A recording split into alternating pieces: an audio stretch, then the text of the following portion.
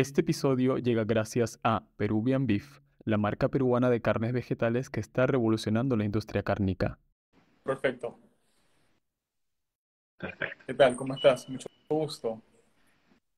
Muy bien, muy contento porque igualmente arreglé la cinta de caminar que se me había estropeado, ¿Ya? así que estoy otra vez aquí, por eso me veis de lado a lado.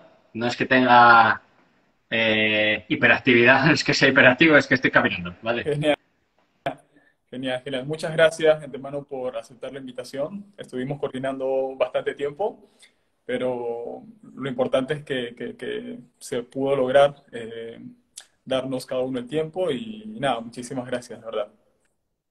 Gracias a ti por invitarme. Es un placer. Y nada, aquí un poco de sorpresa, a ver de qué hablamos, a ver de qué queréis hablar. Tienes, bueno, antes de eso tienes un grupo de estudiantes aquí en Perú, en Lima, Perú. Ellos siempre me han hablado de ti y me han compartido algunos materiales, algunos videos, textos y demás, ¿no? Entonces, tienes un gran grupo de seguidores por aquí. Sí, hay gentecilla por ahí muy loca, muy estudiosa, que están dándolo todo, que se han... Vamos, al final el objetivo de un divulgador es que a la gente le llame la atención, ¿no? Y quiera Ujú. el tema sobre el que hablas, pues que les parezca atractivo y quieran estudiar y formarse en él. Y allí en Perú lo que me he dado cuenta es que hay gente realmente que lo da todo por la nutrición, o sea, son verdaderos apasionados, les encanta la nutrición, les encanta la ciencia, están obsesionados, viven para ello, para ser cada día mejores, para mejorar el país. Bueno, la verdad que me emocionan cada vez que me empiezan a hablar así de sus objetivos y de, o sea, son gente realmente entregada y yo pues un orgullo para mí que confíen en mí para formarse y eso, claro, por supuesto. Totalmente, totalmente. Bueno, vamos a dividir un poco la conversación de esta tarde por aquí, noche por allá, entiendo. De inicio, de repente, de inicio, definiendo algunos conceptos básicos respecto a la ciencia, para armar un marco conceptual, para luego ir comentando un poco acerca de ya temas específicos relacionados a la nutrición, tal vez hablar un poco de proteína, hablar un poco de colesterol, algunas preguntas finales específicas. Entonces, de inicio, cuéntanos qué es y cuál es el propósito de la ciencia en general y luego aplicada a la nutrición. Vale, pues muy fácil y muy difícil a la vez, porque realmente decir qué es la ciencia todavía se sigue discutiendo a día de hoy, aunque parezca mentira.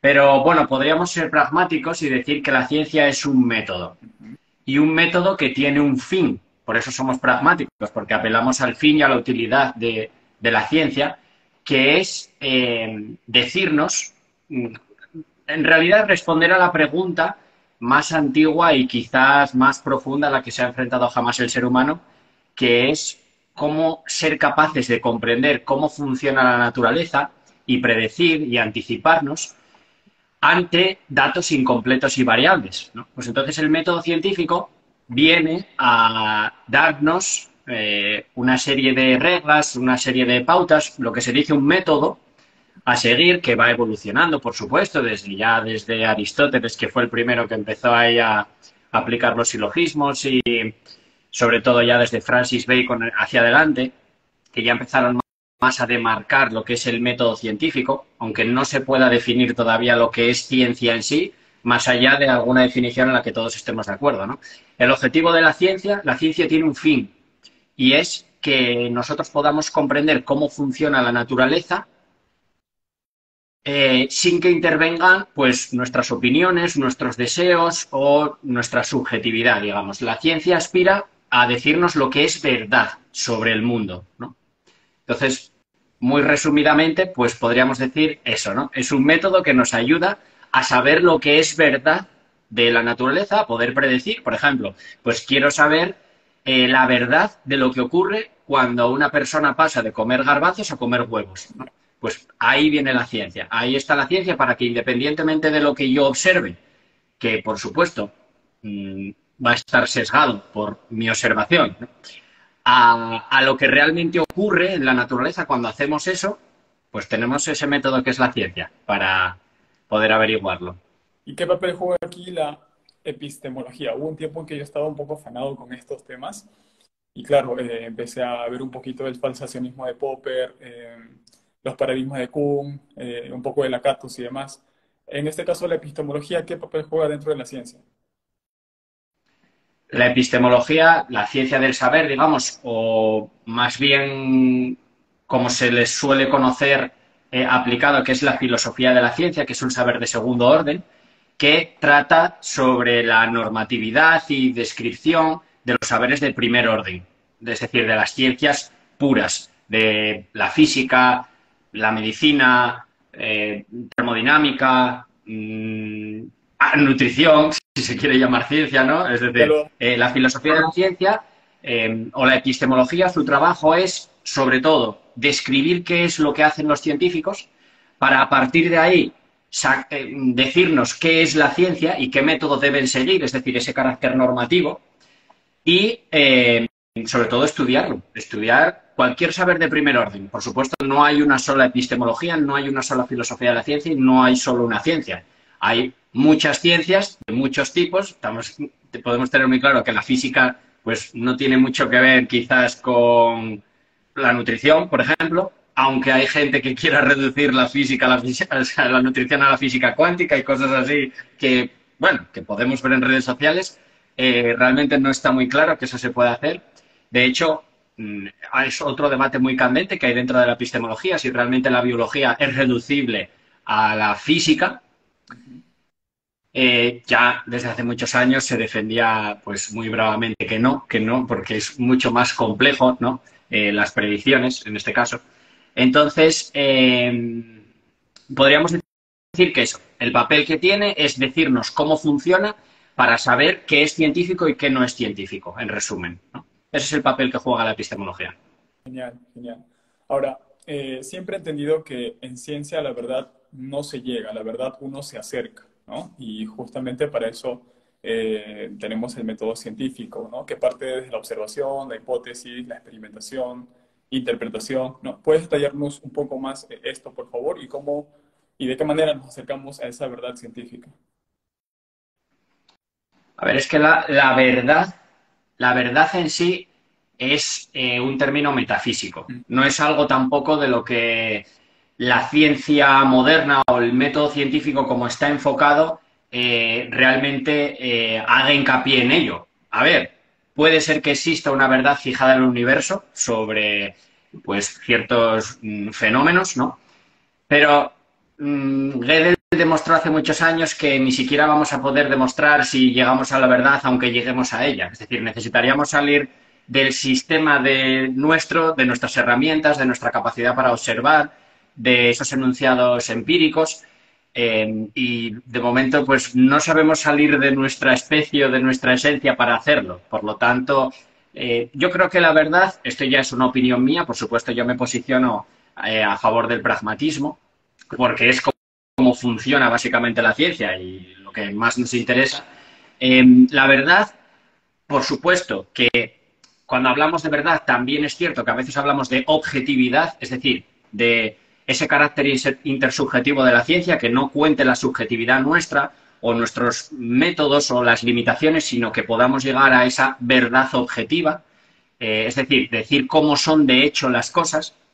Pero para mí, lo que es la verdad en sí, necesitaría que alguien me definiese realmente qué es la verdad en sí, porque para mí la verdad es aquello que demuestra ser útil para nosotros, para avanzar en cualquier aspecto, ¿no? Para pues saber cómo funciona el mundo, básicamente, y que podamos hacer predicciones con base en ello. Entonces, digamos que la verdad podrían ser incluso aquellas hipótesis junto con sus supuestos auxiliares y sus condiciones iniciales que dan lugar a la ocurrencia de una predicción. Para mí, eso es la verdad, porque es el sentido pragmático de utilidad que nosotros vemos día a día que tiene la ciencia. Fuera de eso, ya entramos en el campo de la metafísica y yo, pues, ahí tampoco sé mucho. O sea que me importa realmente tomar decisiones, porque todas estas cosas a veces nos despistan y son muy bonitas y hay que investigar, ¿no? Pero, claro, tú, si eres nutricionista, a ti eso te debe parecer muy bonito, pero claro, tú tienes un paciente delante y tú tienes que tomar decisiones. Entonces, digamos que la ciencia es lo que nos dice, mira, para esta decisión que tú tienes que tomar, la verdad, según la ciencia, es Sí, esta. claro, claro, claro, Y eso te guía a ti, a tomar decisiones. tal cual. Y este proceso de observación, hipótesis, experimentación e interpretación, ¿cómo nos... Ese es el método científico clásico de Francis Bacon, método empírico. Se basa en formular hipótesis en grado de tentativa, conjeturas y refutaciones, si has leído a Popper.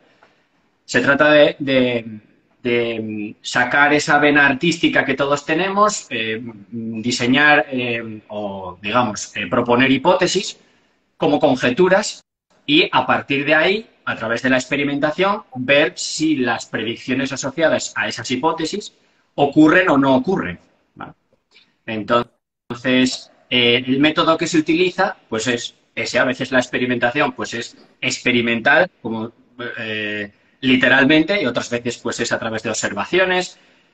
Hay diferentes métodos para llevar a cabo esa experimentación, pero sin duda alguna, todos los métodos que están descritos en un estudio científico van enfocados a que ese método nos sirva para lo que hablábamos antes, para saber lo que es verdad, ¿no? Sobre el mundo, para verdades útiles sobre el mundo.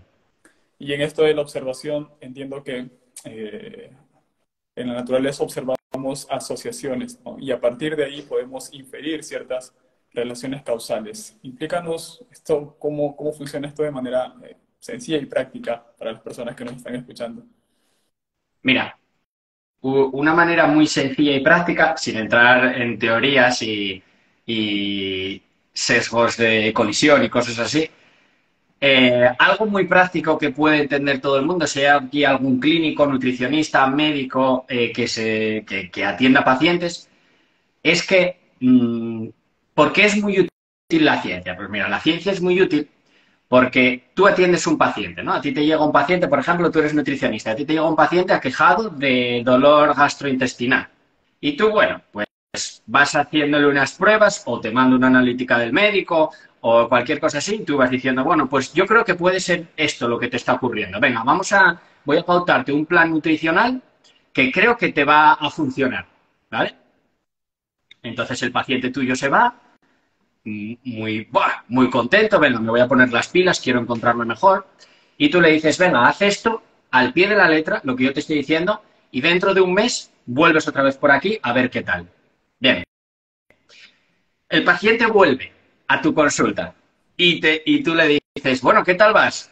Genial, muy bien. La verdad que me pautaste eso y estoy, vamos, no estoy perfectamente, pero ya, vamos, siento un bienestar gastrointestinal que hacía mucho tiempo que no sentía, puedo hacer deporte otra vez, muy bien, muy bien.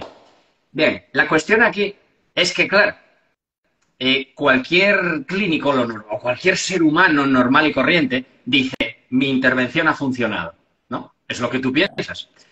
Normalmente dices, no, joder, soy un crack, mira qué bien se siente. Eso es un pensamiento humano que no podemos evitar. Ahora, la realidad es que o tienes una máquina del tiempo para volver infinitamente a el universo hacia atrás hasta el momento exacto en el que tú le pautaste esa dieta, no se la pautas o le pautas otra cosa y ves qué ocurre un mes después y así infinitas veces viajando al pasado, o tú no tienes, es imposible que tengas ni idea de si lo que tú has hecho ha funcionado o no ha funcionado, si ha sido eso o si incluso ha mejorado a pesar de eso. Es imposible que lo sepas. Para eso está el método científico, para eso sirve la ciencia, para guiarte y que tú digas, vale, pues con base en estas observaciones empíricas que se han hecho hasta ahora en estos casos, yo sé que lo mejor que puedo hacer por este paciente es pautarle esta dieta. Si después de un mes está mejor por esa dieta, o a pesar de esa dieta, o no ha tenido nada que ver, iba a mejorar igual, o lo que sea, a ti te es indiferente, porque tú has actuado con base en un método que te dice lo que es verdad en ese ámbito de la naturaleza, que es lo que le ocurre a tu paciente, ¿no? Claro, porque aquí a partir de esto pues pueden justo nacer diferentes opciones, ¿no? Si A causa B o si es que B causa A y las demás opciones que pueden haber en estas asociaciones, ¿no? Ahora, para poder determinar Ese es, esto, eso es lo que te acabo de decir. Sin entrar en teorías, es lo que te acabo de decir. O sea, tú no sabes si ya la intervención causó B, que es la mejoría del paciente. No lo sabes, no tienes ni idea. Entonces, es el método científico el que a priori te dice que es lo mejor que puedes hacer por esa persona. ¿Cuántas veces te vas a equivocar menos a largo plazo? Digamos, ¿no? Eso en la parte teórica es si, pues que A se relaciona con B, o B causa A, o hay un tercer factor C, etcétera, etcétera, pero sin entrar, digamos, algo más didáctico y que todo el mundo pueda comprender, pues en ese caso se comprende bien.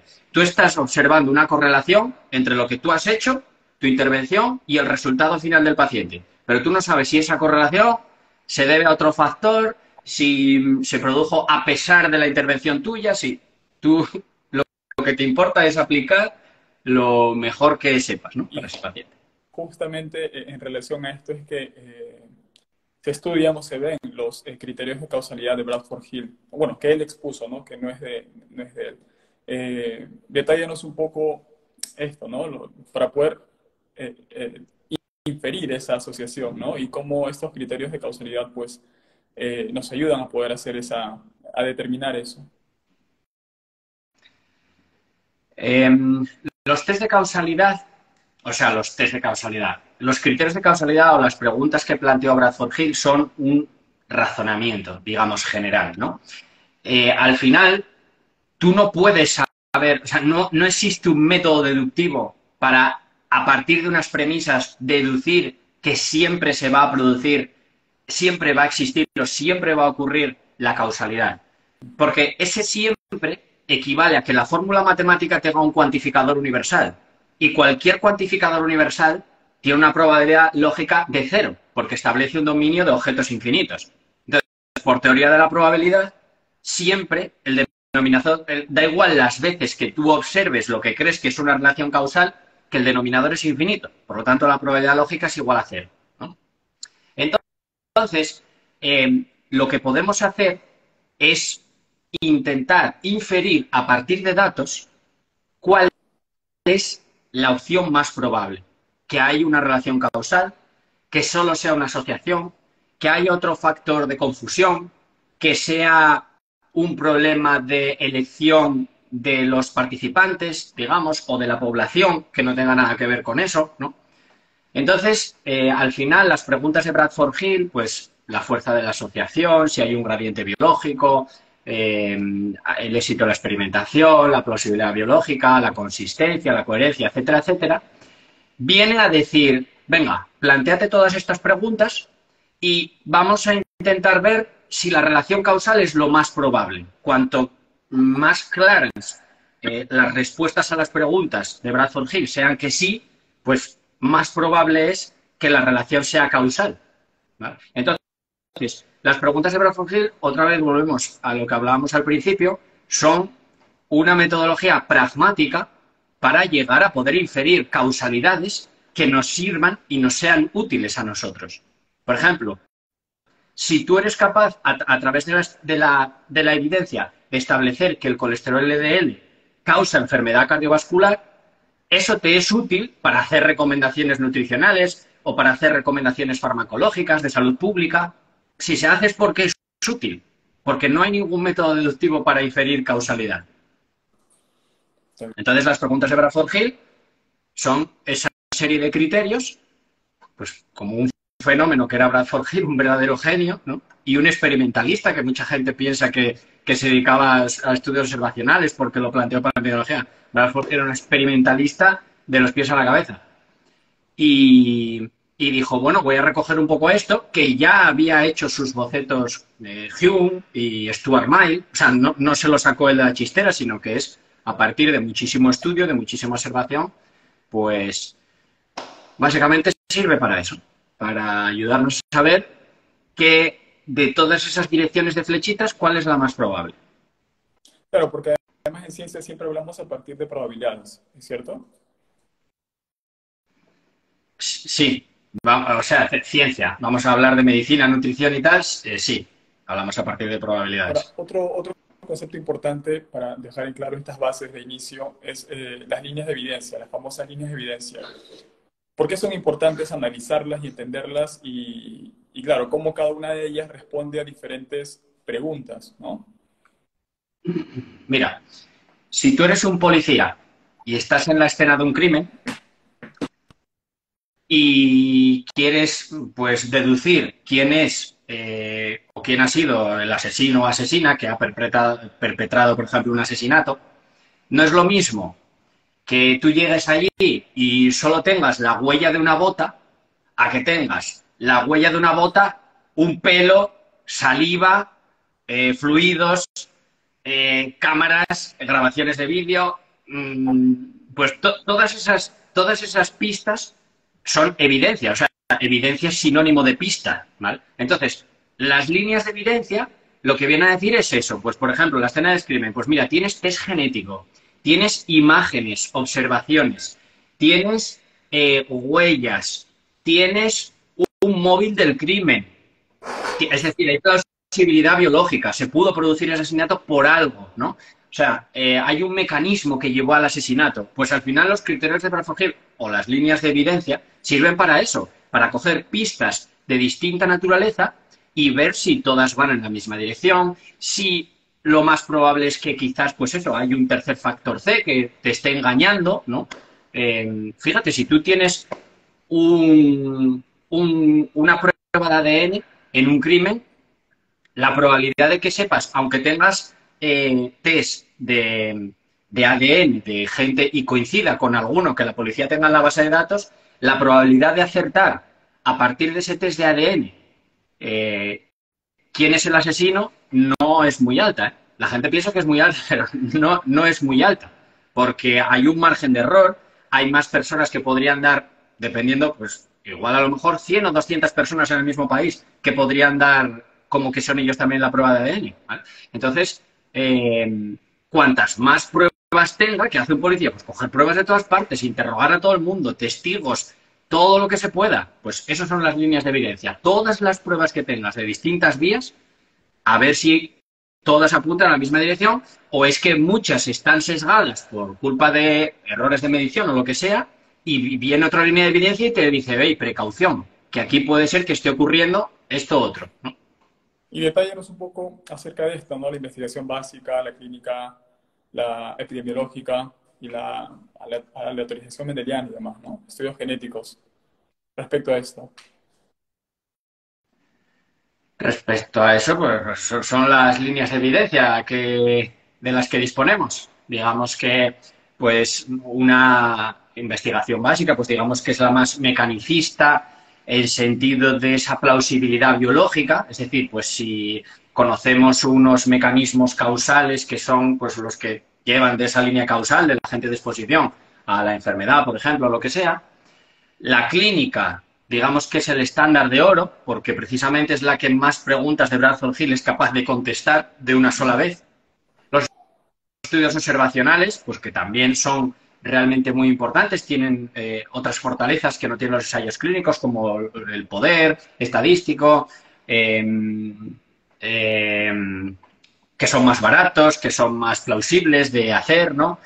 Y luego está pues la aleatorización mendeliana, que es la última evidencia o la última línea de evidencia que aún está en desarrollo, pero que es, digamos, la combinación de un estudio observacional, lo bueno de un estudio observacional y lo bueno de un ensayo clínico controlado, ¿no? Tiene el largo plazo, el poder estadístico brutal y tiene esa aleatorización por esa asignación aleatoria que se produce en la meiosis, pues se considera, pues por supuesto que tiene que cumplirse una serie de supuestos para que las variables instrumentales sean, o sea, para que los polimorfismos o variantes genéticas que se seleccionan sean realmente, puedan funcionar como variables instrumentales, Dale. pero cumpliendo esos supuestos de forma pragmática, porque claro, tú un supuesto nunca sabes que se cumple, por eso son supuestos, porque los supones, ¿no? Y los intentas comprobar a través de test, que no dejan de ser test, y hay una probabilidad de que lo sean o no, ¿no? Pero que funciona muy bien y es otro apoyo más, por supuesto. No es que ninguna línea de evidencia por sí misma pueda establecer causalidad, porque la causalidad, como hablamos antes, es algo pragmático. Pero lo que hablamos antes, cuantas más pruebas de distintos tipos y tal tengas, pues muchísimo mejor. Exacto. Y en relación a esto, teniendo esto ya como marco conceptual, en la universidad recuerdo que me enseñaron respecto a las pirámides de la jerarquía de evidencia, ¿no? ¿Por qué podría, o sea, es útil o por qué podría a lo mejor de repente generar ciertas confusiones, como por ejemplo asumir que un metaanálisis es incuestionable tal vez, ¿no? Entonces, ¿qué cosas a favor, qué cosas en contra podría tener, entender la ciencia bajo esta pirámide de la jerarquía?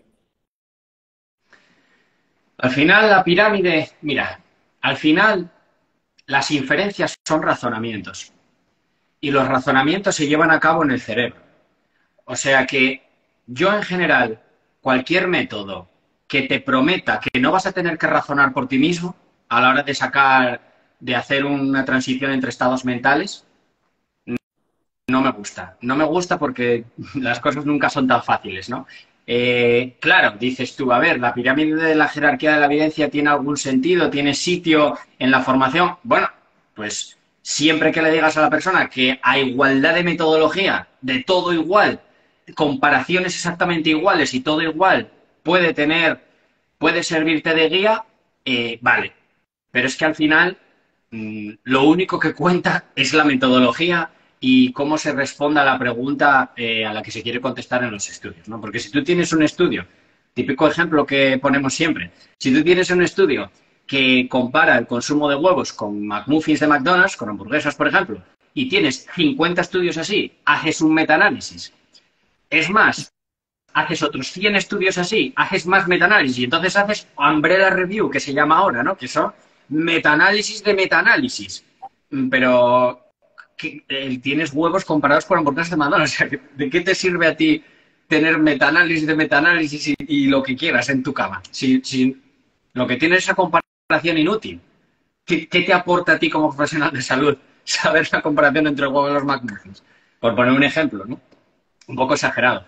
Pues así todo. Realmente lo importante es la metodología, es los métodos que se utilizan para responder a esa pregunta, que esa respuesta, pues eso, nos lleve hacia la verdad, si es que existe la verdad, pero que nos lleve hacia una verdad objetiva y pragmática que nos sirva de algo, ¿no? Al final.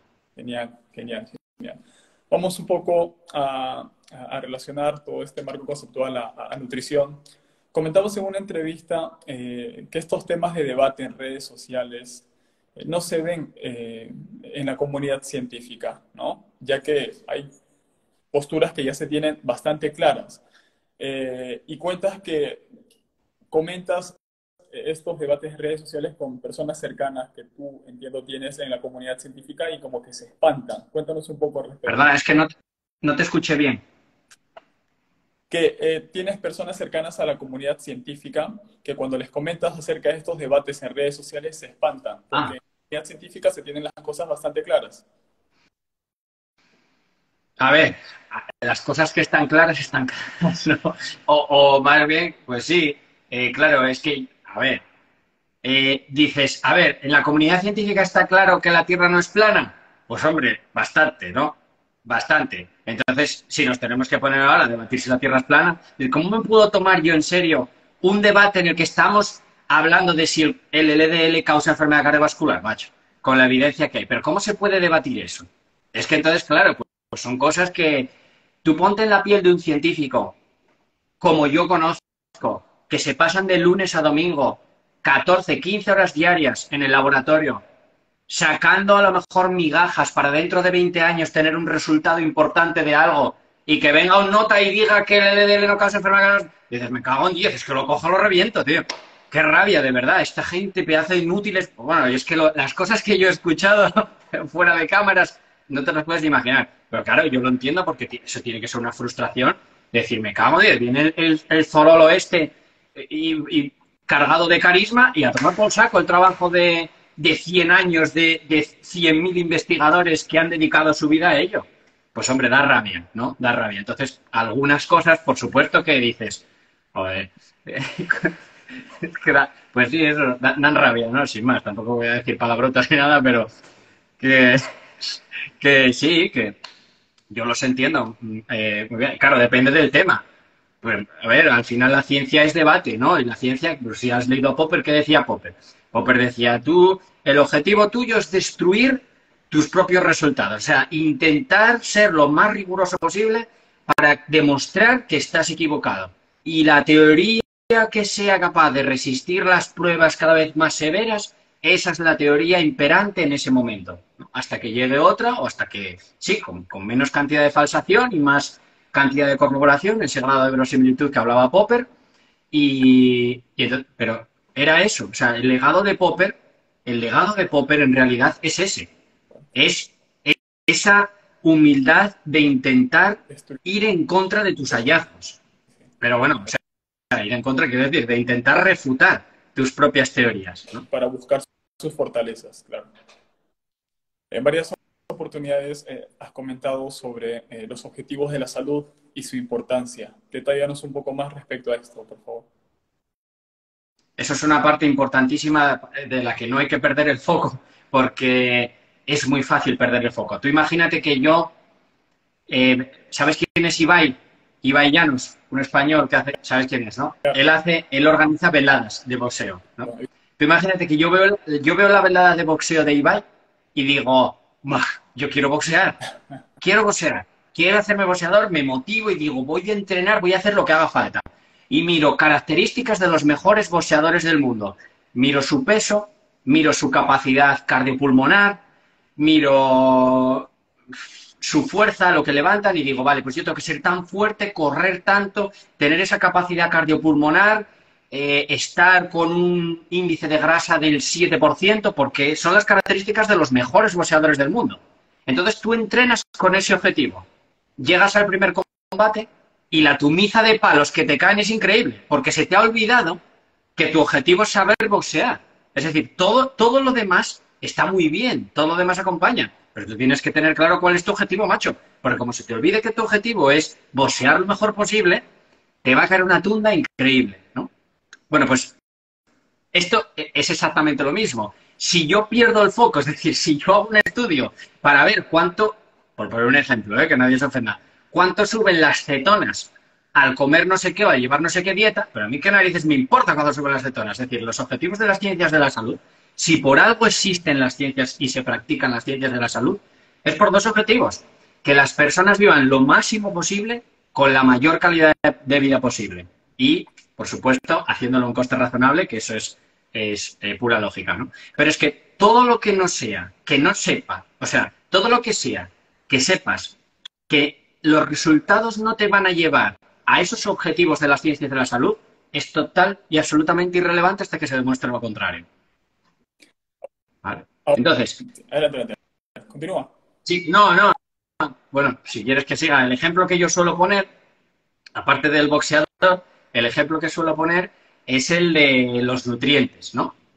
Esa obsesión con los nutrientes que se nos olvida por qué realmente nosotros hemos investigado y queremos saber cuáles son las RDA, digamos, ¿no? Las cantidades diarias, la ingesta diaria recomendada. Se nos olvida. Si nosotros queremos saber cuál es la ingesta diaria recomendada, es de todos los nutrientes, es porque consumir esos nutrientes va a llevar a las personas a vivir lo máximo posible con buena calidad de vida. Si esos nutrientes no me llevan a esos objetivos, los nutrientes me dan exactamente igual. Es decir, los nutrientes son una parte, pero es lo mismo. Es que si tú comes muchísimos nutrientes, pero se te olvida cuáles son tus objetivos, que es vivir lo máximo posible y lo mejor posible, pues acabas como el boxeador. Acabas con una tumiza palos, con el pecho abierto en el hospital y sí, has consumido nutrientes como para 50 vidas, pero ahí estás con el pecho abierto, ¿no? ¿De qué te ha servido? Eso es lo que no se nos puede olvidar. ¿Cómo se publicitan los alimentos en las revistas o en la tele? ¡Oh, mira este alimento que tiene un nutriente que es muy bueno para la vista, por ejemplo! Bueno, yo lo que quiero saber es el efecto que tiene ese alimento en la salud. Que si el nutriente para la vista o lo que sea, seguro que si no me lleva a los objetivos de las ciencias de la salud, seguro, no te preocupes, que ese nutriente seguro que lo puedo sacar de otra parte. Porque los nutrientes, eso, también pensamos que cuanto más mejor y pues no, para eso existen las RDA, ¿no? No tiene por qué. Claro, hay bastante pensamiento reductivo en alimentación, ¿no? Tratar de brindarle los mejores beneficios a un solo alimento o a un solo nutriente. Y es por eso que entendemos que los nutrientes son marcadores subrogados de estos objetivos de la salud, ¿cierto?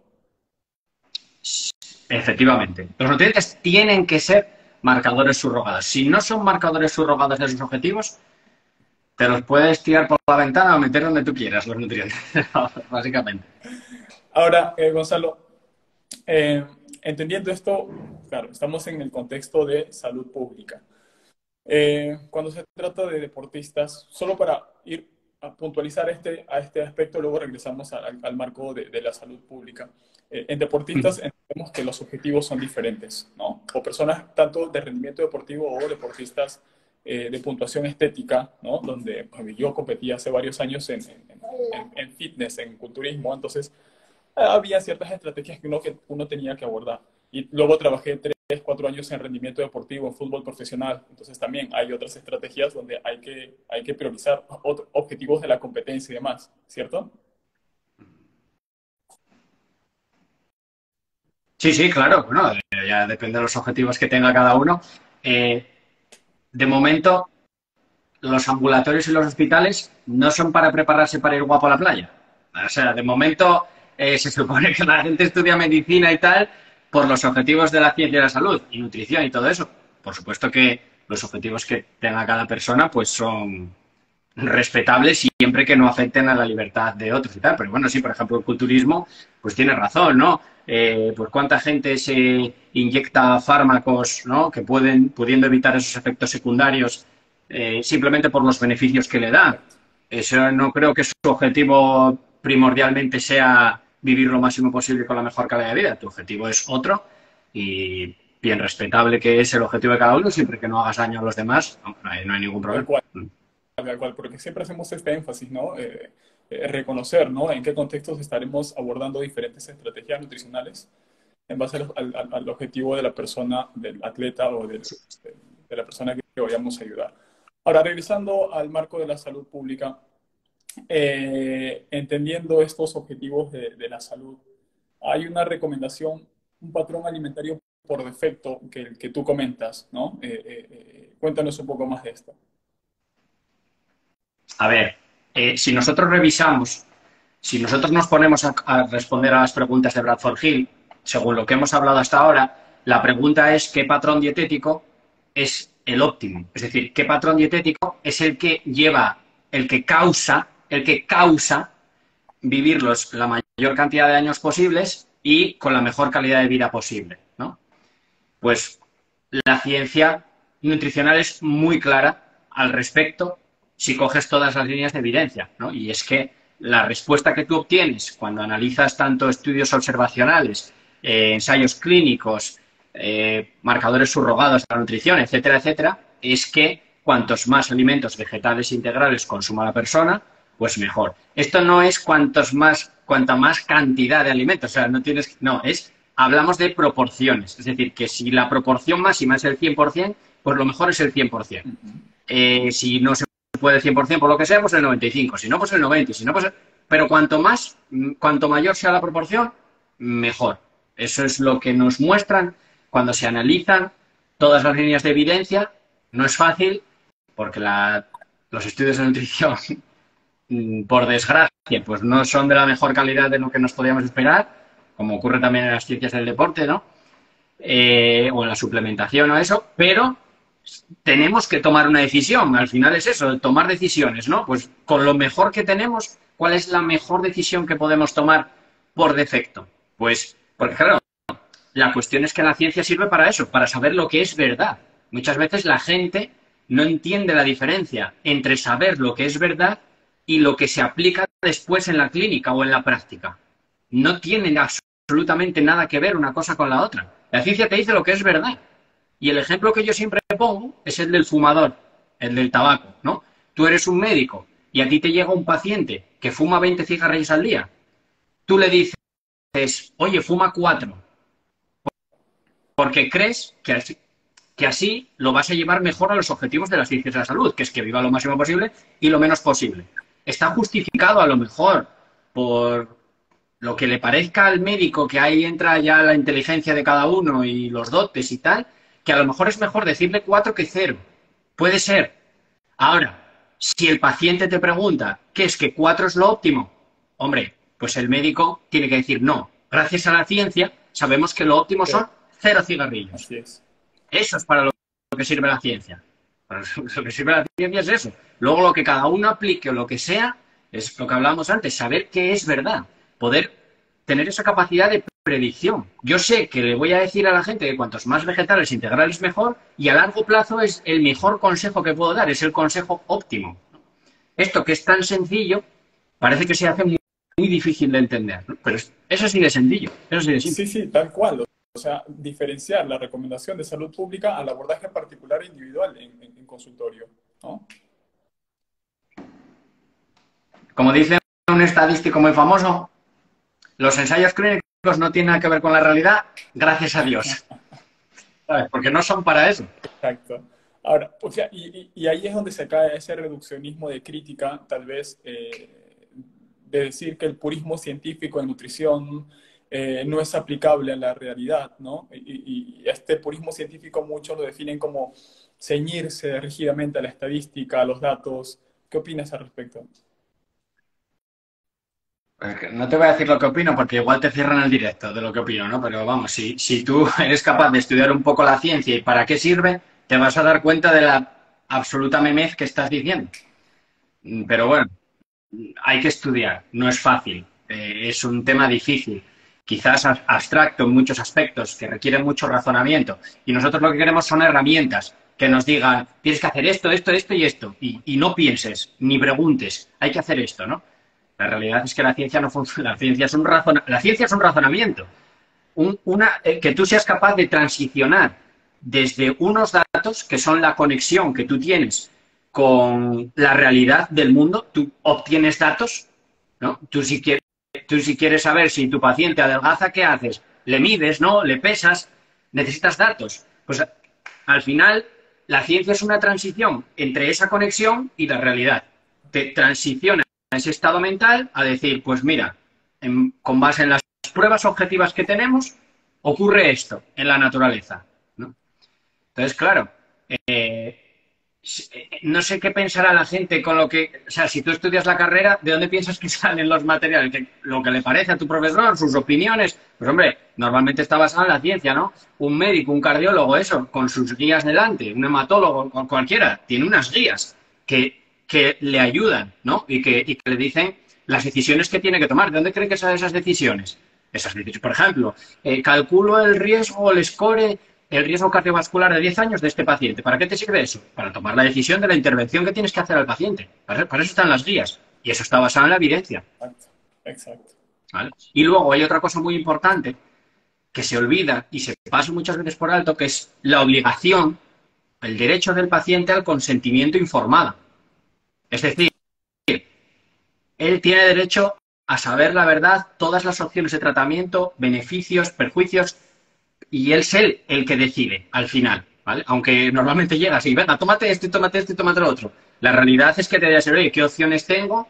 Por supuesto, hay muchísimos médicos que lo hacen y otros que lo hacen a veces y que no. Y bueno, hay muchísimas situaciones y sin más, ¿no? Pero aquí, por lo menos en España, por ley, es una obligación para los sanitarios, la decisión informada, ¿no? Entonces, de hecho, para operaciones de riesgo, cirugías y tal, hay que firmar papeles de que te lo han dicho, o sea, de que te lo han dicho por escrito, de que ha sido, no que, bueno, sí, se lo dije, no, no, está firmado, que tú conocías los posibles beneficios, riesgos, etcétera, de esta intervención, porque cualquier intervención está asociada a beneficios y riesgos. Tal cual. Y bueno, creo que si se aplicaría eso a nutrición, de que hay una ley para poder informar adecuadamente al paciente de lo que dice la ciencia, entonces, no sé, creo que muchos influencers de la nutrición pues quedarían fuera, ¿no? Sí, sí, sí, tal cual. Es por eso y por todos estos motivos que la nutrición es tratada como una pseudociencia. A ver, ¿por qué? No lo sé. Que se la trata así, no tengo ninguna duda. Y no hablo de las redes sociales, ¿eh?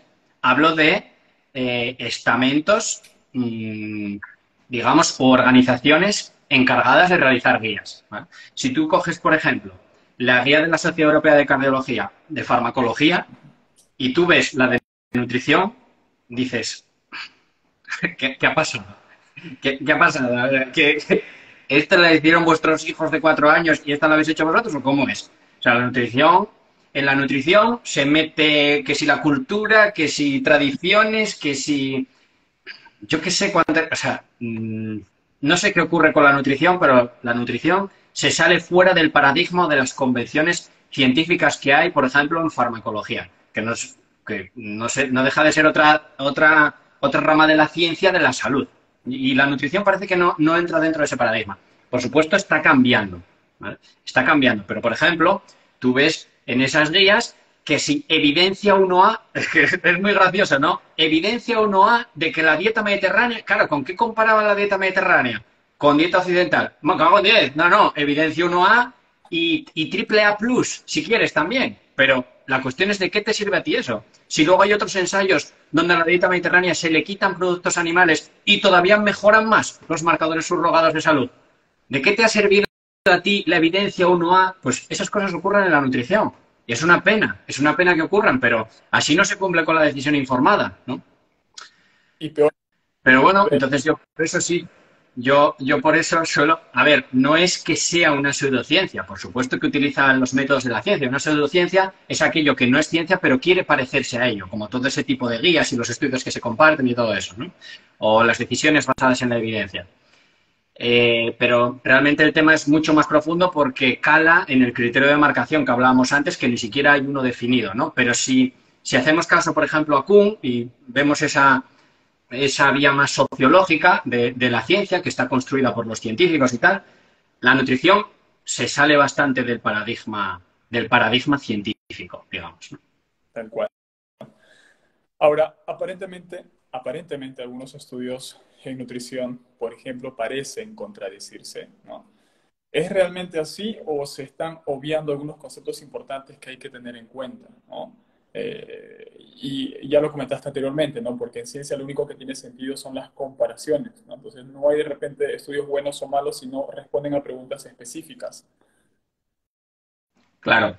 A ver, cuando hay una contradicción de estudios, hay que mirar la metodología, por supuesto. Hay que mirar bien la metodología porque normalmente las diferencias están en los métodos. Después, a ver, también hay que tener en cuenta que a igualdad de métodos, por ejemplo, en un metaanálisis prospectivo, por ejemplo, a igualdad de métodos, tú obtienes porque los resultados son probabilidades, ¿no? Al final se basan en distribuciones de probabilidad. Entonces, los resultados son probabilidades. Puedes tener resultados distintos y al final uniéndolos todos, ahí, por ejemplo, cumple muy bien la función que tiene el metaanálisis dentro del frecuentismo y en ese aspecto, pues sí, ¿no? En otros aspectos, pues ya te digo, miras la metodología y muchas veces encuentras la razón por la cual se contradicen. Muchas veces se dicen los estudios se contradicen. De dos estudios, yo lo que me he encontrado en la mayoría de ocasiones es que no tienen nada que ver los estudios. Ni miden lo mismo, ni tiene nada que ver la intervención que hacen en uno y en otro. Entonces, lo más sencillo es mirar la metodología. Temas ya más profundos, farmacología y cosas así, pues ya hay que estudiar un poco más allá, porque lo dicho, los resultados al final son probabilísticos, las estimaciones puntuales son irrelevantes, ¿no? Muchas veces. Entonces, si hablamos de que un estudio dice que la carne es buenísima y otro estudio dice que la carne es malísima, pues entonces, si intentas contestar a las preguntas, ¿para qué resultado? ¿Comparado con qué? ¿Y en qué contexto? Verás por qué se diferencian las conclusiones. Tal cual, tal cual. Y claro, y por eso la importancia de poder aprender a analizar la metodología de los diferentes estudios, los diseños y demás. Ahora, es importante ver quién financia estos estudios, si es que son con fondos públicos, si es que son con fondos privados, porque, bueno, entiendo que las guías públicas nacen a partir de estos estudios realizados con fondos públicos y demás, ¿no? Eh, claro, porque una entidad privada no va a invertir dinero para que su producto a lo mejor quede mal. Cuéntanos un poco acerca de esto. Bueno, pues mira, farmacología, por ejemplo, todos los estudios están diseñados por la industria farmacéutica. Todos se llevan a cabo por la industria farmacéutica. Pero para que sus fármacos puedan salir a la venta, tienen que pasar unos filtros de organizaciones que esas sí son, funcionan con fondos públicos, la Agencia Europea del Medicamento, la FDA en Estados Unidos, que son las más famosas, ¿no? José, Tienen que pasar dame esos filtros. un segundito, voy a traer el cargador del celular que se me va a Ah, apagar. dale, dale. Pum,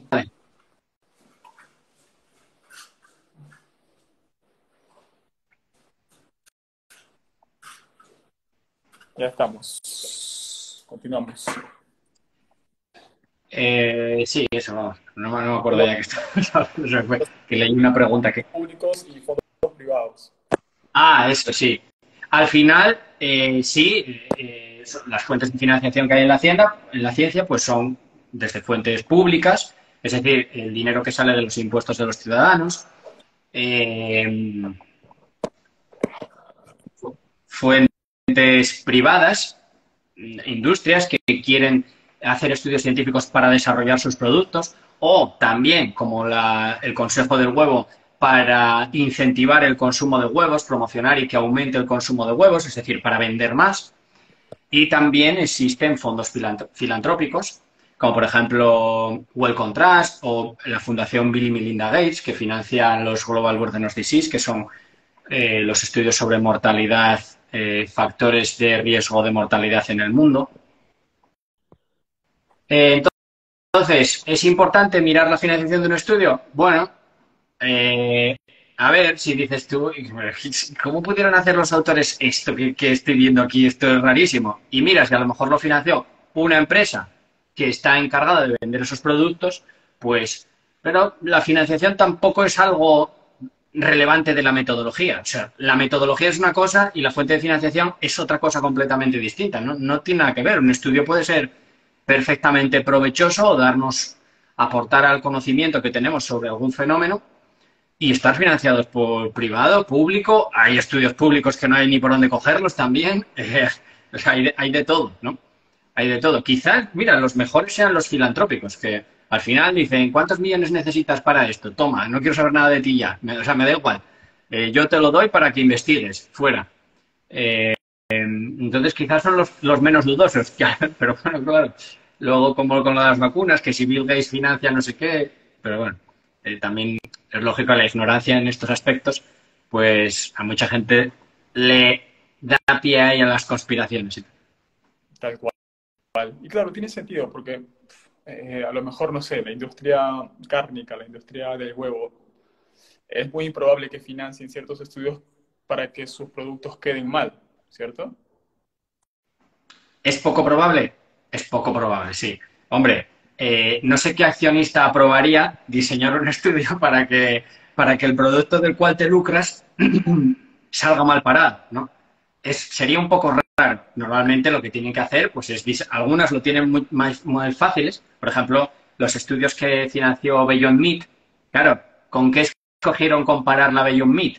Pues con carne. ¿Por qué? Porque sabían que comparado con carne, es que hasta un truño de perro sale beneficiado comparado con la carne, ¿no? Entonces, es lógico que lo comparen con carne, ¿no?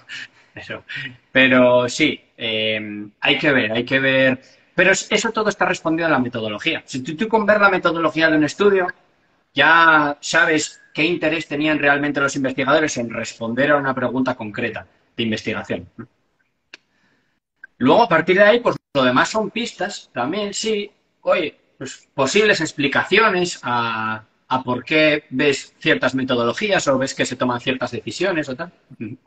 Hay unos supuestos auxiliares que nunca tenemos en cuenta, pero que son la honestidad de los investigadores, ¿no? Y que realmente los datos que estén compartiendo sean fehacientes y no los hayan escrito una tarde de borrachera por ahí.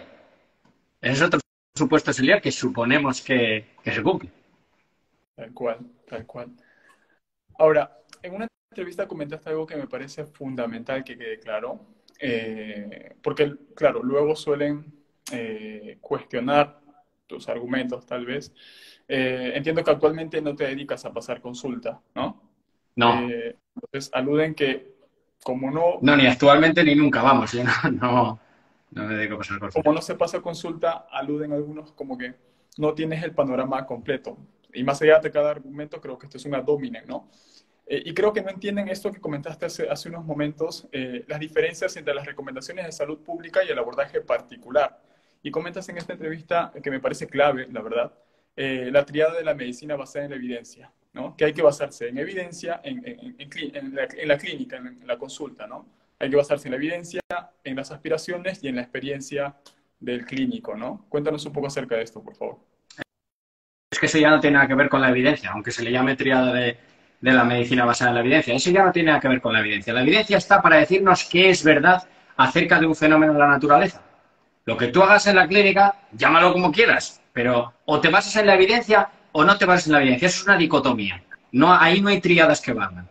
Sí o no. ¿Estás basándote en la evidencia o estás basándote en otras cosas? En aspiraciones, en cultura, en deseos, en chifladuras. ¿En qué te estás basando? Ya está. No hay que darle tampoco muchas vueltas a eso porque lo de la triada de la medicina de la evidencia también es otro cuento de cuidado. A ver, la evidencia son las pruebas. Evidencia es pista, pruebas, ¿no? Que tienes sobre un fenómeno para poder tomar decisiones. Y el resto ya no es evidencia, el resto ya son otras cosas. Lo que haga un clínico o deje de hacer no es cosa mía.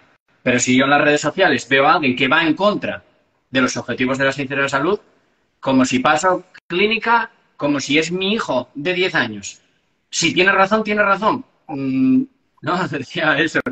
Sea Hitler o sea quien sea. Lo que es verdad es verdad. Pero bueno, hay que tener en cuenta que muchas veces esas personas tienen intereses. O sea, nosotros decimos los intereses son epistémicos, ¿no? De la gente. No, no, no. Mucha gente no tiene intereses epistémicos, mucha gente tiene intereses perversos. Como es normal, ¿no? Porque pues la gente tiene que buscarse la vida, obtener ingresos. La mejor forma, la forma más fácil, con evidencia, ¿vale? Para obtener ingresos en nutrición son las dietas altas en productos animales, las dietas cetogénicas, muy bajas en carbohidratos. Ese es el mejor negocio, el truco de los 33 millones de dólares que decía Wayne Conover. De los 33 billones con B, perdón, de dólares. Y lo dijo hace muchos años, ¿vale? Entonces, claro, hay que tener en cuenta que esa gente que, a ver, a ti alguien te da un consejo de salud y esa gente, tú no sabes si lo que está pensando es voy a facturar el triple gracias a esto que estoy haciendo ahora. Las aspiraciones detrás de la pantalla de la gente son cuánto va a facturar, qué marca va a conseguir que le patrocine, qué cantidad de clientes va a tener, si va a tener que hacer un equipo de 10 personas porque no va a dar abasto a atender a gente.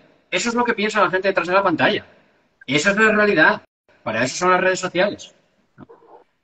¿Cuándo sabes que no es así? Cuando esas personas son capaces de establecer un argumento para justificar su conclusión o su consejo y son capaces de defenderlo. Y lo defienden. Ahí, incluso estando errados, sabes que al menos se creen lo que dicen. Es que hay otros ya directamente que no. O que intentas hablar de ellos y hablar con ellos y lo dicho, que hablan de la física cuántica, de la, yo qué sé, se ponen a filosofar ahí como si fueran, a ver, amigo, que estás ahí para tomar decisiones, campeón, ¿sabes? Las mejores decisiones posibles, porque es tu obligación para con los pacientes. Entonces, bueno, pues nada, eso es un pequeño resumen de las cosas que pasan en las redes sociales. Claro, claro, tal cual. Ahora pasemos ya para ir terminando en dos temas puntuales, proteína y colesterol. Cuéntanos un poco todo este tema que se ha armado en torno a los requerimientos de proteína. Siempre, por muchos, hace más de 5 o 6 años que me dedico al área de la nutrición deportiva y claro, nos hemos basado siempre en lo que dice la ISSN o el Colegio Americano de Medicina del Deporte sobre estos requerimientos de proteína. Cuéntanos un poco acerca de esto, por favor. Hay unas recomendaciones de proteína que son muy importantes, que están muy bien desarrolladas, con unos métodos realmente rigurosos y exquisitos, que son las financiadas por fondos públicos. Y luego hay otras recomendaciones que se basan en evidencia que no sirve para establecer esas recomendaciones, pero que sirve para crear necesidades. Y normalmente suelen estar financiadas Normalmente, mira que antes hablamos de la financiación. Bueno, es una pista, ¿no? Es una pista. Pero sí, cogen estudios que no sirven para responder a esa pregunta, los juntan y sacan conclusiones que, pues eso, de hipótesis injustificadas, en lugar de intentar rechazarlas, pues no, intentan buscar evidencia para apoyarla, ¿no? Va. O sea, todo lo contrario de lo que se tiene que hacer. Intentan, porque eso les va a servir para vender más o para, yo qué sé, para perpetuar un sesgo, para llamar la atención, creerse más inteligentes, no sé para qué. Pero vamos, las recomendaciones de los organismos encargados, públicas, de hacerlo, son muy claras.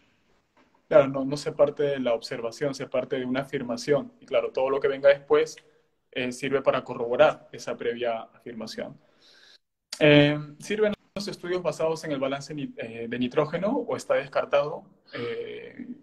¿Hay métodos recientes tal vez para poder analizar esto? Es complicado, es que esto es complicado. No hay un método perfecto. Bueno, es que no hay un método perfecto para nada y si lo hubiera, como hablábamos al principio del directo, tampoco sabríamos si es perfecto o no porque no tenemos la capacidad de saber si es perfecto o no. No podríamos salir de nuestro sistema para saber si es perfecto o no, ¿no? Entonces,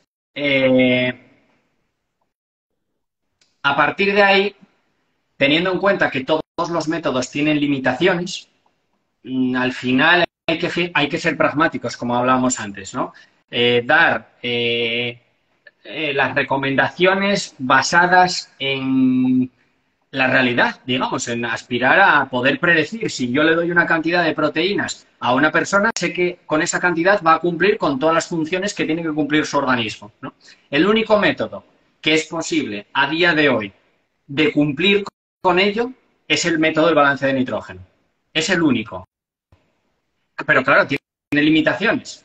Entonces hay que diseñar los estudios y los análisis para intentar contrarrestar esas limitaciones, que es básicamente lo que se hace y lo hacen de una manera absolutamente brillante. De hecho, ahora en junio voy a hacer una formación específica de un mes Sí lo para vi. entender eso, para poder entender todos los estudios sobre proteínas, qué tiene que tener un estudio para poder decirte si realmente te va a servir de algo para aplicárselo a la gente, a tus pacientes, para que puedas tomar las mejores decisiones posibles para ellos y cuáles no. Vamos a poder diferenciar, porque realmente es un tema muy profundo y hay temas, pues, lógicamente, de estadística avanzada que hay que, aunque sea solo para ese ámbito específico, hay que poder dominar porque es un área donde impera el marketing más que la ciencia, ¿no?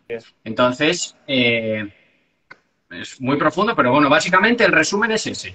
Si tú coges estudios con métodos que están diseñados para conocer los requerimientos, obtienes los requerimientos que se han obtenido. Si escoges estudios que tengan métodos más nuevos o lo que quieran, pero que no están diseñados para conocer los requerimientos de proteína, pues obtienes otra cosa. Y normalmente se sobre... Y luego hay otros muchos factores, ¿eh? Luego hay muchas otras cosas que hay que analizar, de datos agregados, modelos lineales, etcétera, etcétera, que por supuesto son muy importantes. Pero en definitiva es eso.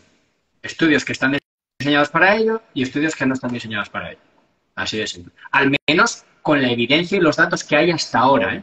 Porque la ciencia es Así es. falible, pero con las pruebas que tenemos hasta ahora hay que tomar decisiones. Y las decisiones sobre proteína no son banales. La proteína es un nutriente esencial y las personas se mueren de desnutrición proteica. Así es. Entonces, no es un tema que hay que tomar a la ligera. Nosotros tenemos la suerte de orinar y defecar proteína como para alimentar vamos, a los Urales enteros. Pero en el mundo real es muy importante conocer lo más exactamente posible los requerimientos de proteína. Se habla del concepto de RDA, cuando esto también pues, es bastante subjetivo, ¿no? Ya que son afirmaciones probabilísticas basadas en la variabilidad de sujetos, ¿no? Detállanos un poco esto, por favor. A ver, al final, como se está, al menos en la proteína, cuando hay suficientes datos, la proteína lo bueno es que tiene suficientes datos para hacerlo, hay otros que no, hay que hacer convoluciones y otros, hay que llevar a cabo otros métodos. Pero la proteína lo bueno que tiene es que tiene suficientes datos como para llegar a separar la variabilidad entre individuos, aunque reste bastante variedad aleatoria. Y entonces lo que hacen es, dentro de esa distribución que recoge la variabilidad interindividual, coger el percentil 97,5. Entonces, es decir, en cristiano, ¿qué quiere decir? Que la recomendación de 0,8 no es la recomendación mínima para que no te mueras de proteína. Consumiendo 0,8, el 97,5 de la población mundial consume más o muchísima más proteína de la que en realidad necesita. Estos son, como bien has dicho, métodos probabilísticos. Entonces ellos se aseguran y dicen, a ver, no podemos dar un consejo así como así y tampoco podemos irnos al extremo de la cola porque entonces podemos dejar a mucha gente fuera. Es decir, lo importante es que la gente no se muera, ¿no?, de desnutrición proteica y que también tengamos proteínas para darle a todo el mundo.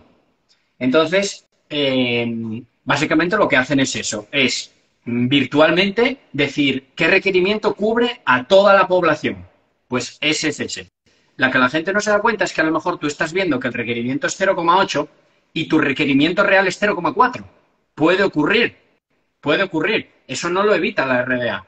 La RDA lo que hace es asegurar que la inmensa, o sea, ridículamente inmensa mayoría de la población consume más proteína de la que necesita. Claro. Claro, porque o sea, por mucho tiempo aún se mantiene diciendo eso, ¿no? El 0,8 es lo mínimo para estar sano, pero ¿por qué crees que es tan renuente a aceptar esto? O sea, teniendo estos datos. Pues porque al final es lo que hablábamos antes, tú tienes una conjetura que es 1,6 el requerimiento. Pues entonces dices, no, es que es 0,8 pero es para estar sano. Es una conjetura, es un postulado ad hoc que está más que refutado. Pero de alguna manera tienes que justificar. Luego vienen las conspiraciones, y es el siguiente paso a ese, ¿no? Las conspiraciones y decir, no, pero es que al Instituto de Medicina los financian los veganos, yo qué sé, cosas así que puedes llegar a escuchar por ahí, ¿no? Hay que intentar formular todos esos postulados para que lo que tú tienes encaje, o sea, tus prejuicios sean los que realmente encajen con todas las teorías de la conspiración, con todo lo que te puedas imaginar. Así es como funciona la ciencia de las proteínas, con conspiraciones y con modelos que encajen en tus prejuicios. Pero es que la ciencia no está para eso y no funciona así. Genial, porque hay estudios bastante interesantes en relación a esto, ¿no? Por ejemplo, estudios en los que se basan la Young, el estudio de Campbell, ¿no? En cámaras metabólicas, donde se hizo una limpieza a 0,6 y se agregó 0,2 y 0,6 creo a cada grupo. Y otro estudio bastante interesante que es este en el que se basa la EFSA de Limón, ¿no? Donde también hacen comparaciones y demás.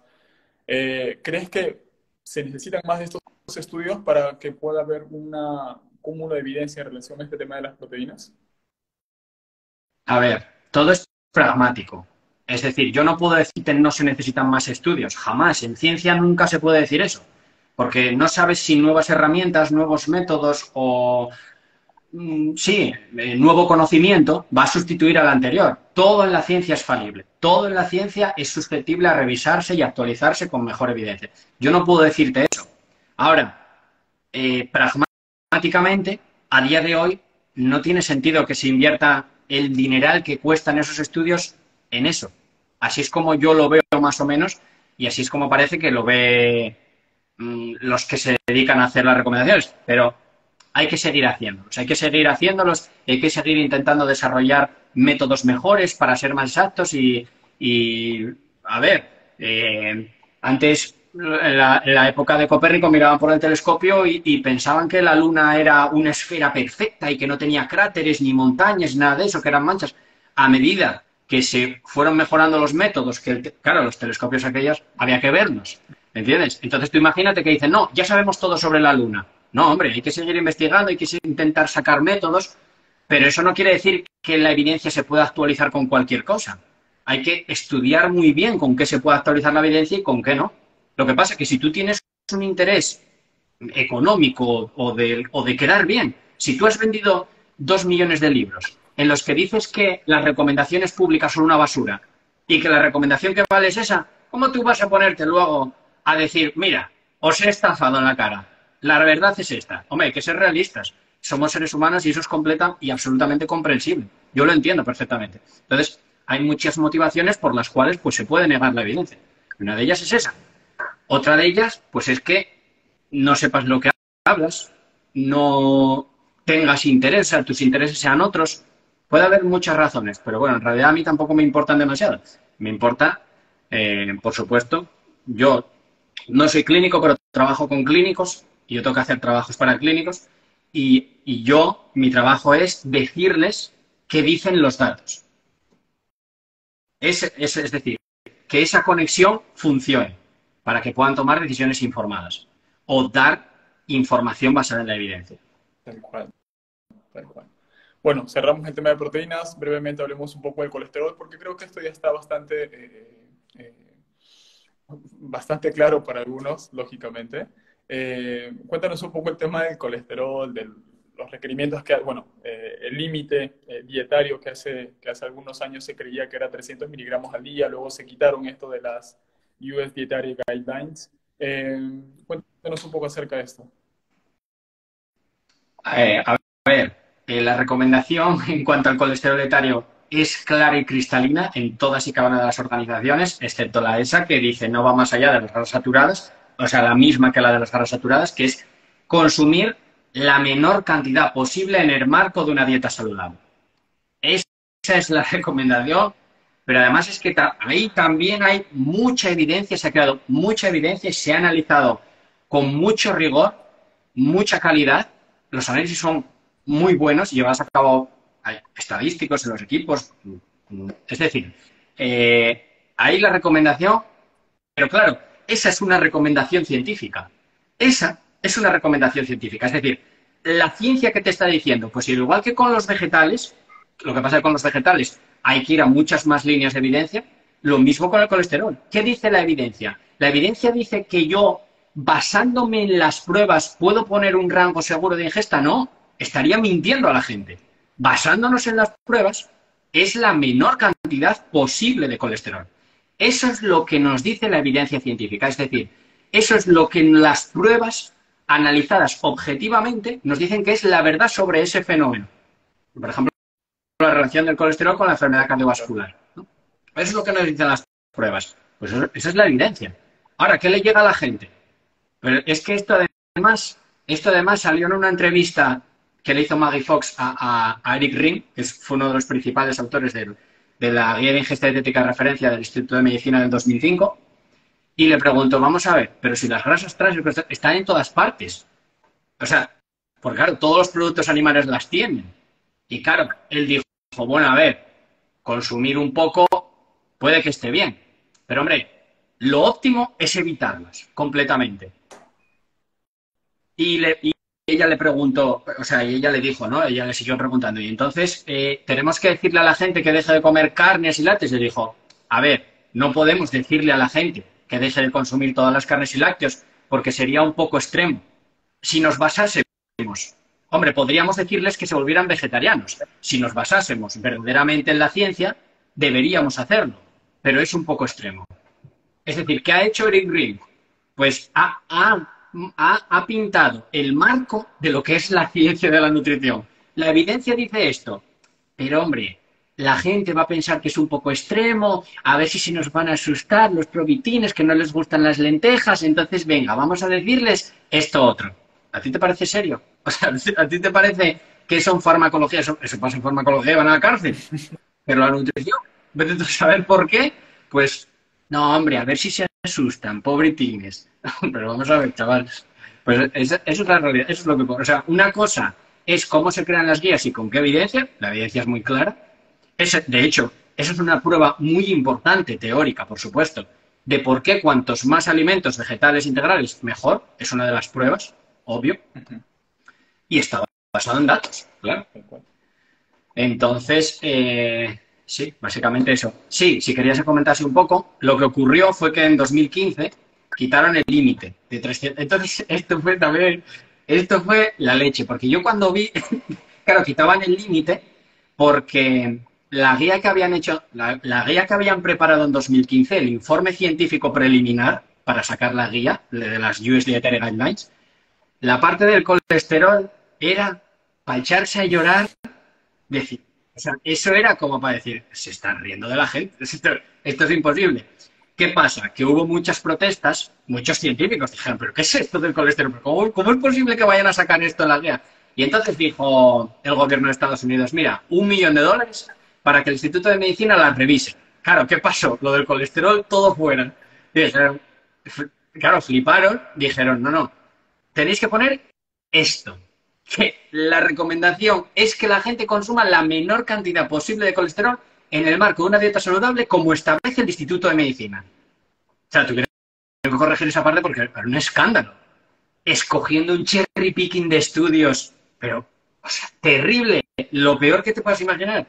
Y entonces, ¿qué pasa? Dijeron, vale, quitamos el límite de 300 miligramos porque además en los 300 primeros miligramos de colesterol es donde más aumenta el riesgo.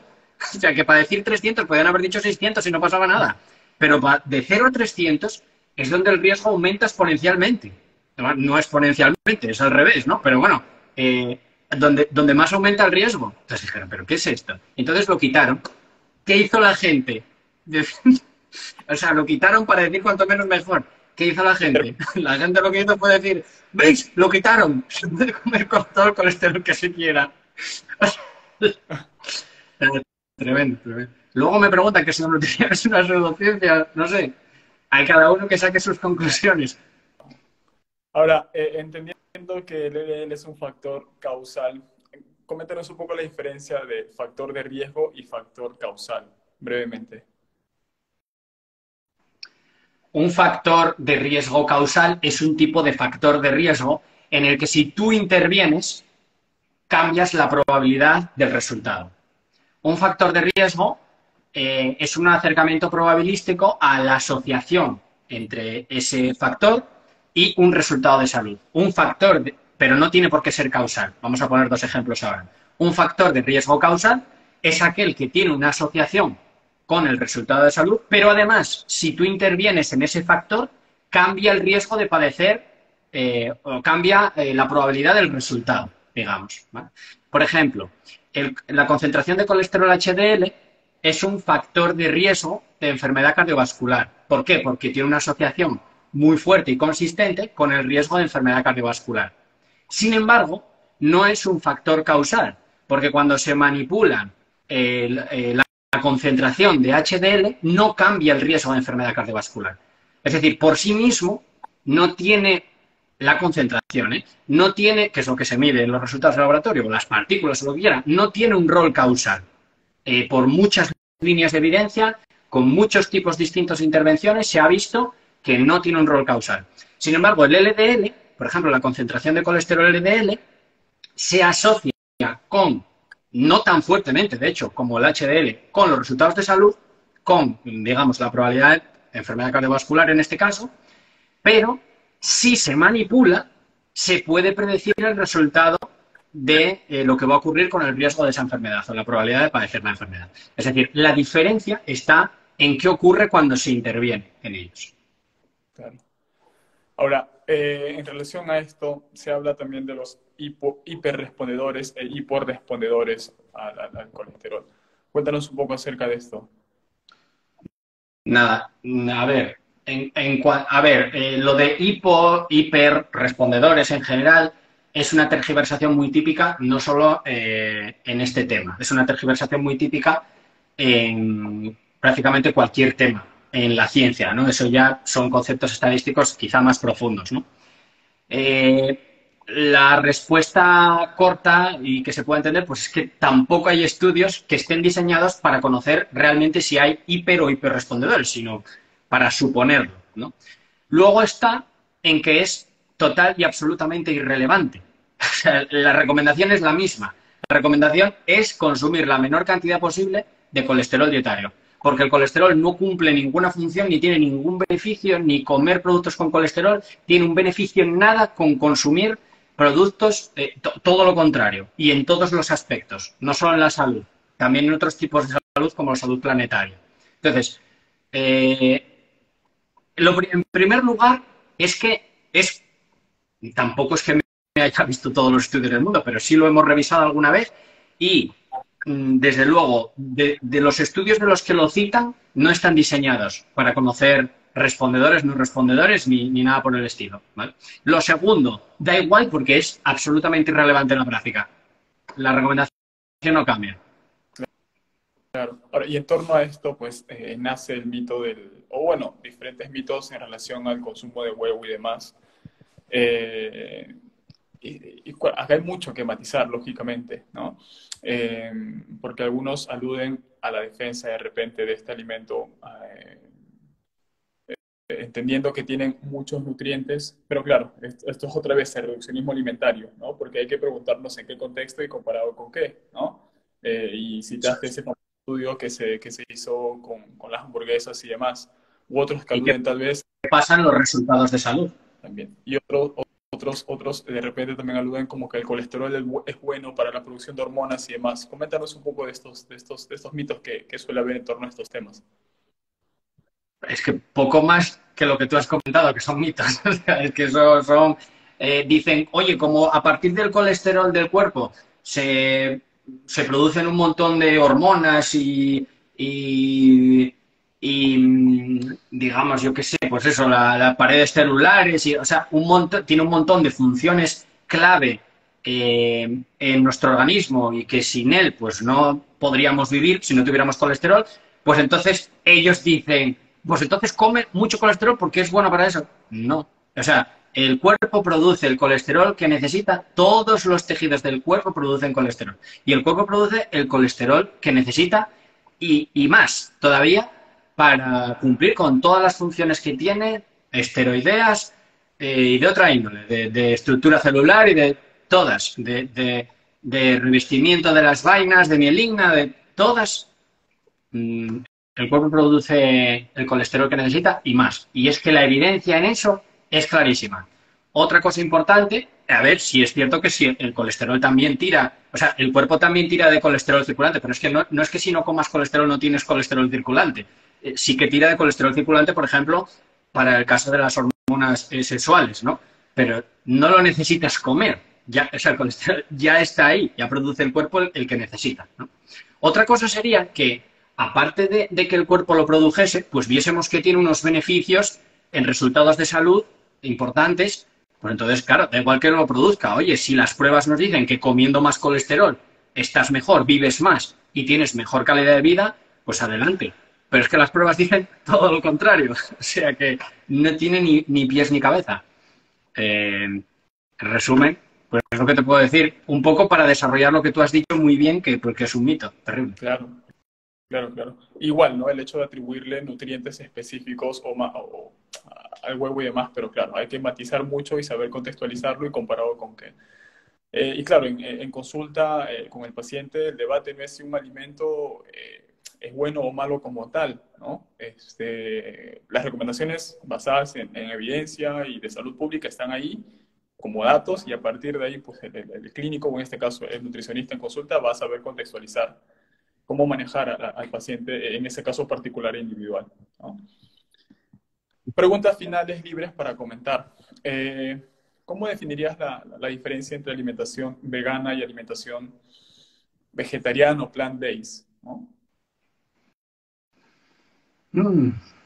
¿Cómo definiría la diferencia? Al final, yo creo, bajo mi punto de vista, que cuando alguien dice que lleva una alimentación vegana, va más enfocado a que sus motivaciones, digamos, pues no son las de las ciencias de la salud, digamos, sino que sus motivaciones vienen de fuera, son Ética.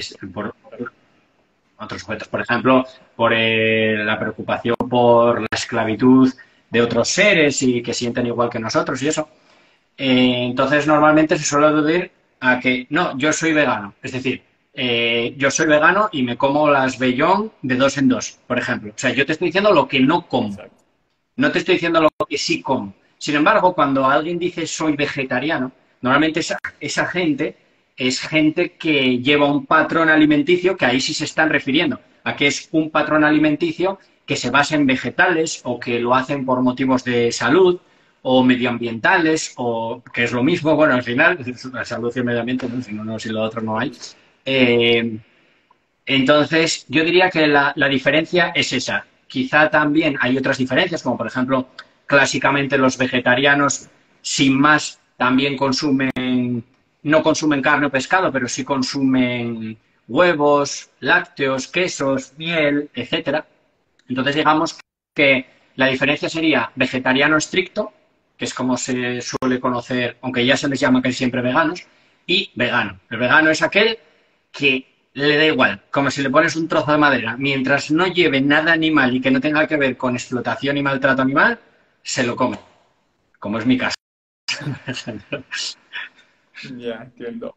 Em, bueno, sí, sin ninguna duda, ¿no? Ahora, dieta flexible. ¿Hay evidencia consistente respecto, bueno, es que también hay que definir qué es flexible, es bastante subjetivo eso, ¿no? ¿Hay evidencia consistente respecto a esto? Yo no lo sé, la verdad no.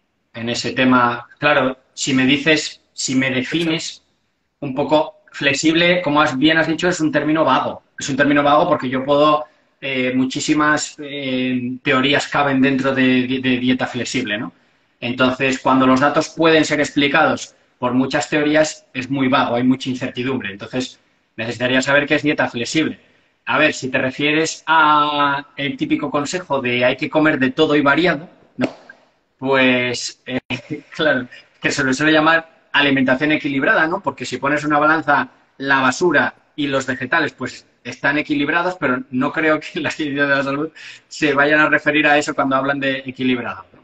Eh, la dieta flexible, no, es que no sé muy bien, la verdad, no estoy muy puesto en el tema, ¿qué es eso? La verdad. Entonces, tampoco te puedo contestar. Ocho. A lo mejor tú puedes comentarme. No, no, o sea, es que, no sé, una dieta vegetariana o plant-based puede entrar tranquilamente en esa flexibilidad. O sea, es que es muy subjetivo tratar de definir esa flexibilidad, ¿no? No necesariamente son excluyentes y demás.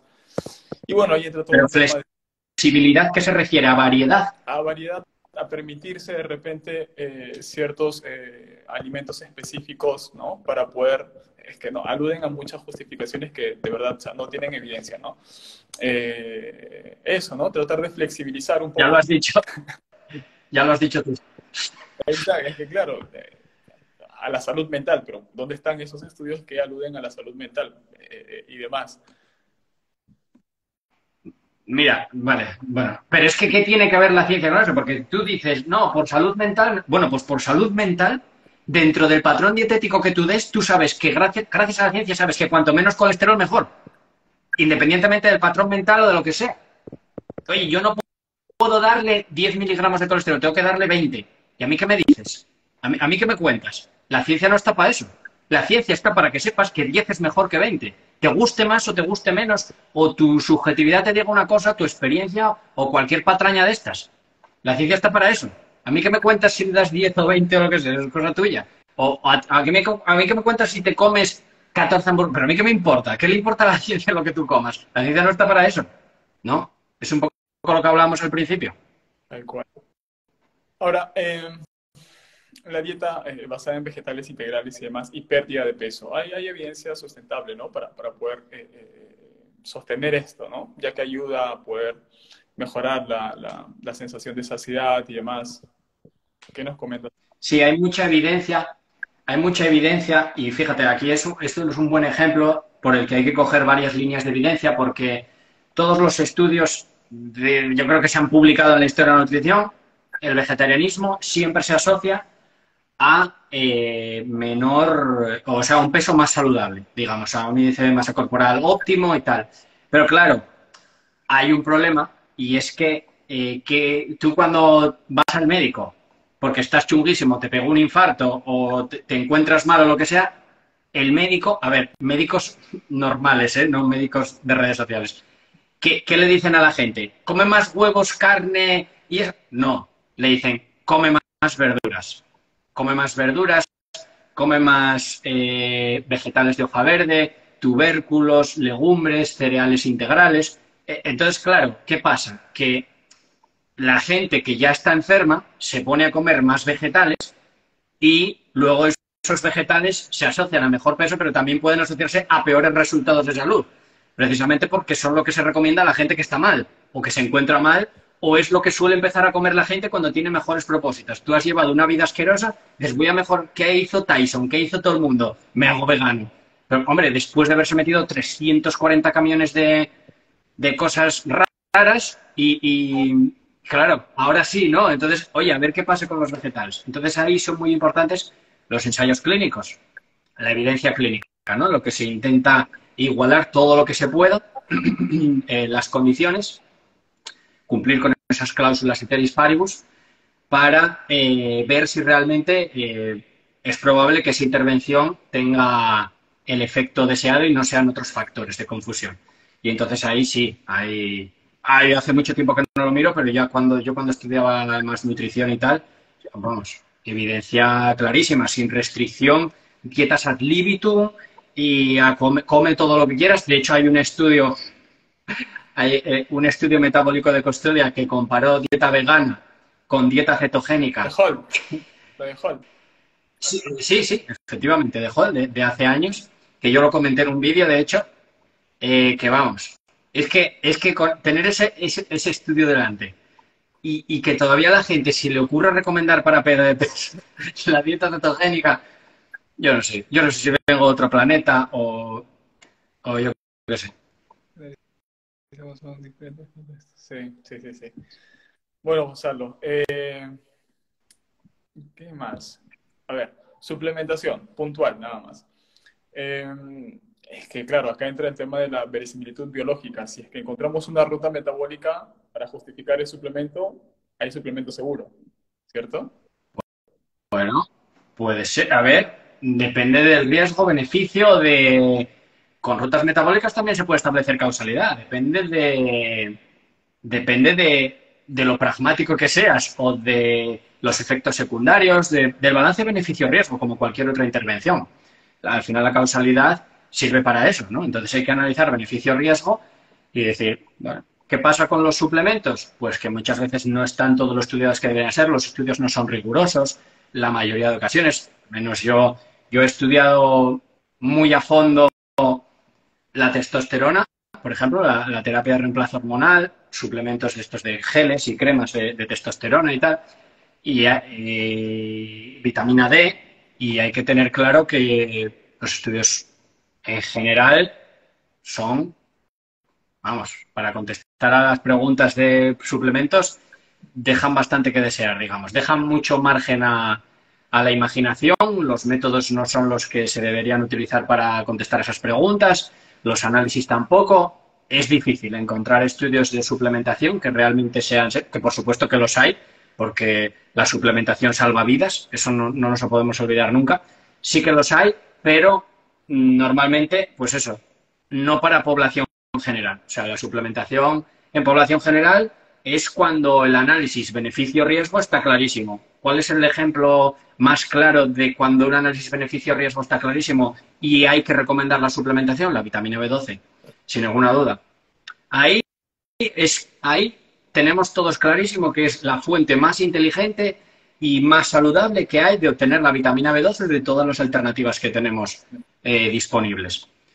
Entonces, eh, que sea suplemento o que lo haga en un laboratorio o no, tampoco no creo que la gente vaya al río a beber agua. Yo creo que bebemos agua tratada del grifo, ¿no? Y que no es natural, digamos, natural, está suplementada o el agua de botella o todo eso, ¿no? Ya se le ha clorado y se ha seguido un proceso. ¿Por qué se le hace eso? Pues también porque los beneficios superan a los riesgos. De ahí salen también muchas conspiraciones. Es que el agua lleva flúor, es que el agua lleva cloro, es que no sé qué. Hombre, si prefieres que lleve disentería y cólera, pues allá tú, ¿no? Pero digamos que todo es análisis beneficio-riesgo, ¿no? Entonces, la vitamina B12 es un ejemplo de que en el mundo en el que vivimos hoy en día, seguro que es la mejor forma que tenemos de obtener B12. Bueno, bueno, bueno, sí, sí, tal cual. Bueno, y esto en el ámbito deportivo pues se ve muchísimo, ¿no? Cada año salen diferentes suplementos basándose en estas rutas metabólicas, explicándose a partir de esto, ¿no? Pero claro, hay que, de repente, a lo mejor, para poder tener esto más detallado, sostenerlo bajo estudios clínicos y demás, ¿no? Sí, sí, sí. Oye, que te digo que hay suplementos magníficos, que funcionan muy bien. Y no nos podemos olvidar que los suplementos salvan vidas. Ojo, que no estamos hablando de que sea una tontería ni nada por el estilo. Estamos hablando de lo que se ve en las redes sociales o de esas recomendaciones para población general, de suplementos y tal. Pero, o en deportistas o eso, pues puede ser que sí, ¿no? Que los suplementos. O por ejemplo, dices tú, pues mira, en deportistas observo esta ruta metabólica. Lo peor que puede pasar si se toma el suplemento, ¿qué es? Pues no, no gran cosa, que se ha gastado el dinero. El deportista dice, me da igual el dinero, voy a probar y si funciona bien y si no, pues nada. Como tampoco nunca voy a saber si funcionó o no, pues a lo mejor decide probar. Es que eso es otro contexto distinto, ¿no? Se me ha parado la cinta y casi me mato. Siempre y cuando no de doping positivo, en este caso. Siempre y ¿El cuando qué? no de doping positivo, digo, en deportes de alto rendimiento. Ah, bueno, claro, claro, beneficio-riesgo, eso es otra. Oye, y si me da algo, pues eso todo es un balance y es una decisión que hay que tomar. Si es basándose en la evidencia, pues para eso está la evidencia. Y por último, bueno, para ya ir terminando, incluir más vegetales en una alimentación es la recomendación por defecto. Mientras más vegetales integrales, mejor. Ahora, esto en beneficio de la salud, pero también en beneficio del medio ambiente. Coméntanos un poco respecto a esto. A ver, yo tampoco es que haya mirado mucho el medio ambiente, pero es que, vamos, la evidencia es aplastante. Yo, cuando salió el estudio de PUR en 2018, creo que fue que se publicó en The Lancet, dejé de mirar evidencia sobre eso porque tampoco tiene mucho sentido. Es que intentar defender la ganadería como algo sostenible o como que tiene un papel o un rol en el medio ambiente es como es duro, pero es volver al pasado y ver a la gente que defendía la esclavitud de las personas negras porque era bueno para la economía, porque cumplían una función, porque si no iba a ser peor para ellos, es lo mismo. Eso es ridículo. Es que no sé ni cómo se pueden atrever a siquiera a comentarlo, pero bueno, es lo que hay, ¿no? Es aplastante. Es que todavía mucho más aplastante que con la salud. Cuantos más vegetales integrales, en ese caso también, porque menos procesos llevará y menos residuos producirá y tal, pues mejor para el medio ambiente y es algo que parece bastante urgente, además. Bueno, Gonzalo, muchísimas gracias por tu tiempo. De verdad que ha sido minutos, casi un poco más de una hora, valioso para las personas que han estado conectadas y demás, y que seguramente también lo escucharán luego. Recomendaciones finales para aquellos que están interesados de repente en aprender más acerca de lectura de la evidencia científica, tratar de poder conocer más de estos aspectos que son fundamentales y claves para quienes se dedican a esta área, ¿no? De la salud y demás. Pues seguir cuentas buenísimas como la tuya y luego, por ejemplo, para especializarse en la evidencia, hay un chico que se llama Raúl Martín Nutrición que hace un curso especializado en eso. En UT, ahí en Perú, que son magníficos, también unos chavales muy estudiosos que también hacen formaciones para aprender evidencia científica. Y yo, si los recomiendo, es porque los conozco y pongo la mano en el fuego y que pues la gente pueda saber que tiene ahí información que le pueda servir para obtener más conocimiento y para avanzar en su carrera profesional y en su vida también, ¿por qué no? ¿No? Y luego yo, pues el mes de junio voy a hacer esa especialización de un mes intensivo para de una vez por todas que el que quiera conozca cómo funciona las recomendaciones, o sea, de dónde salen las recomendaciones de proteína. Trataremos todo. Trataremos toda la evidencia párrafo por párrafo. Veremos todos los temas estadísticos relevantes para poder entenderlo. Trataremos también todas las críticas, veremos la revisión de la ISSN, veremos todo, trataremos todas las críticas que se hacen, tanto en la RDA como en atletas, como todo eso, porque es algo que al parecer pues genera bastante interés. Entonces, como es un tema que he estudiado muy a fondo, porque lo hemos tratado precisamente en la otra formación que tengo, pues vamos a aprovechar y así el que quiera, pues crecerá un montón como profesional y tendrá una mirada mucho más crítica. Genial, genial. Toma No, publicidad ahí que te no, no, está perfecto, está perfecto. Siempre estos espacios de aprendizaje como los que tú lideras, las formaciones y demás, yo creo que son y han sido de muchísima utilidad para muchos profesionales en el área de la salud. Bueno, Gonzalo, muchísimas gracias una vez más por tu tiempo.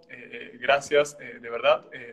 Pues nada, gracias a ti. Todo un honor que me traigas aquí a tu maravillosa cuenta.